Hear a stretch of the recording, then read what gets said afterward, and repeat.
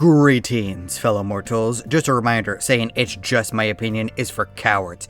If you disagree with me, leave a comment. If you make sense, I might actually change my mind. I mean, it already happened with my BoJack Horseman videos. The past couple of weeks have been rather negative in terms of my videos. I predicted that Wish would be bad, and they came pretty close to doing exactly what I thought they would. I lamented how Scott Pilgrim Takes Off lied to the audience, and both stories featured female main characters, and that really disappoints me. So I wanted to focus on positives here, because I actually prefer when pieces of entertainment are actually good, and Scott Pilgrim reminded me of a relatively recent show that completely blew away my expectations.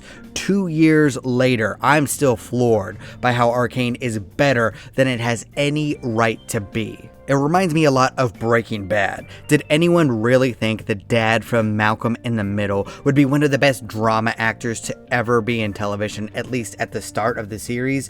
Nope, but wow, I can't imagine anyone else but Bryan Cranston portraying Walter White.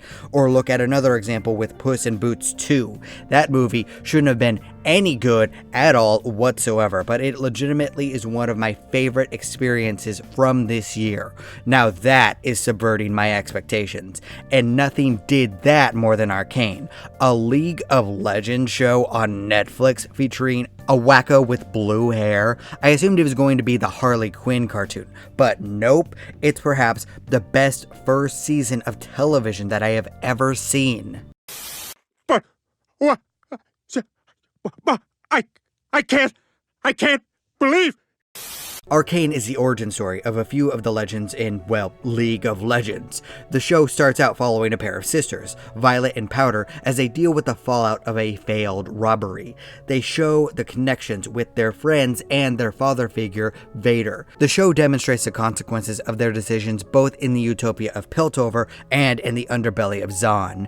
In the above ground, we mostly see the situation from Jace's perspective, while in the underground, we see things from the viewpoint of both Violet and Powder. But we soon see things from other perspectives, such as with Victor, Caitlyn, and Echo. Without any knowledge of League of Legends lore, the show eased me into already established lore, characters, and world building without any trouble whatsoever. The amazing thing about Arcane isn't that it just shocks you. In fact, I was always capable of predicting the exact next move of each character because they were written so well that I understood how each of them thought.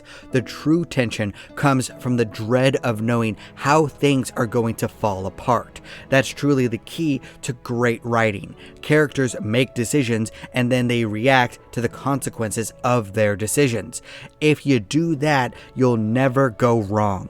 Just think of the Breaking Bad franchise. It's literally just a series of decisions, fallout, and more decisions, all by people the audience knows and is invested in.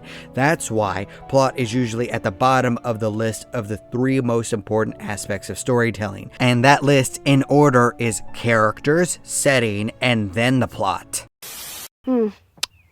Really makes you think.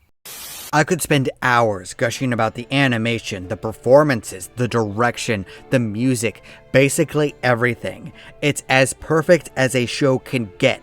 It's 10 times better than anything from League of Legends has any right to be. It was so good that I considered actually playing League of Legends until I saw the gameplay again and I decided that I did not in fact hate myself. And I am so invested into everyone from the show. Jinx, Vi, Caitlyn, Jace, Victor, Vader, Mel, even Silco. I was so sure that he would be the most generic villain to ever exist, but I cared so much about his relationship with Jinx that it hurt, and how they handled Jinx.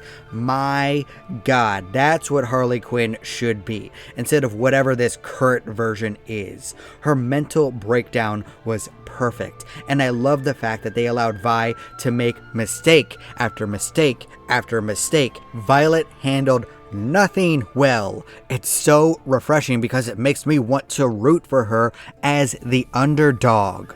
Isn't that interesting? A female hero with a lesbian romance that's not perfect and acts like a real person, but at the same time, she's a complete badass that could beat everyone and everything into submission. But that's actually the problem, because these issues of politics and mental health are above combat skills. At the same time, her history makes it hard for her to open up to people, so she struggles to achieve her goals and maintain the relationships that she cares about. Who would have thought that that would be interesting? Wow, you make history come alive. That's the thing about Arcane. It proved that supposed wokeness was never the problem. It's bad writing that's the problem. Everything Everywhere All at Once is one of my favorite movies ever, and it could be classified as woke. I am completely pro-female main characters, LGBT plus stories, and diverse looking people in my entertainment, because homogeny is boring as all hell. You want to know why anime characters always have unique hairstyles and colors for characters despite everything being in Japan? Because the creators need to differentiate the characters. If everyone is the same, it is not a story. Everyone is different, has a different perspective, and is the hero of their own journey. Arcane recognized this. It took one of the worst games and turned it into one of the best shows through pure writing skills. And the people behind the scenes didn't need to actually do all of this. They could have gotten away with being lazy. They could have put in the minimal effort. It's a video game adaptation. It had every single reason to be bad. The shields were perfect for the excuses of why it was a stinker, and the normal fight between the loser trolls on the internet would have broken out as usual. Instead, the people behind Arcane constructed a masterpiece that I still think about regularly after 2 years. Hey, who left this bowl of onions here? Arcane proves that we are arguing over the wrong problems. It has nothing to do with ideals or politics or whatever. It's just the fact that many writers are just bad at their jobs. If a plumber comes to my house to fix something and he makes the situation worse, I'm not paying for it. It does not matter who he is, what he thinks, and what he's going to do after he leaves. He is not getting my money. In fact, I'm leaving a bad review so other people don't fall for his lies. People who are bad at their jobs should either get better at that job or they should be fired. No, I don't have any pity. Do your job well or go away. There are other jobs. You don't have to write for a living. If you're good, I want you to stick around forever. If you suck, I want you to go away. And I want everyone involved with Arcane to stick around for a very long time. I want each of them to get paid well for a long time. I want to see more of their work. I want to support them, and I want more of these characters, this world, this lore. I am so looking forward to Arcane Season 2, which is supposed to be coming out in November of 2024. I trust the people behind the scenes on this one. They could very well let me down, but they constructed a masterpiece like I never thought possible. Just like I said about the Scott Pilgrim show, be honest about what you are and then over-deliver. You will obtain a dedicated audience. It is not rocket science. I can handle things. I'm smart. Not like everybody says. It astounds me that so few people learn the right lessons from Arcane. Good writing can make any concept work. It overcomes everything in storytelling. It made a League of Legends show one of the best things that I have ever seen.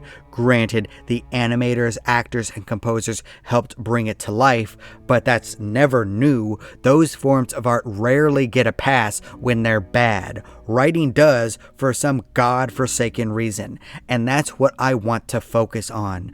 Keep up with the other artists who pour their hearts and souls into what they do. It doesn't matter who you are or where you come from.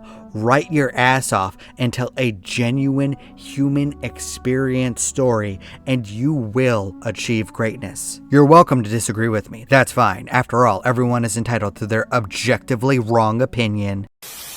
I'm really proud of you. Hey, do you like stories about an interconnected world? Then consider giving my Alopecia books a try. They are all connected in some way, but you can jump in at any point, unless it's a series. Then you have to start at the beginning. But I got 3 books out right now and 3 coming next year. You will not have to wait long for content. Either way, thank you. I appreciate you. Do not despair.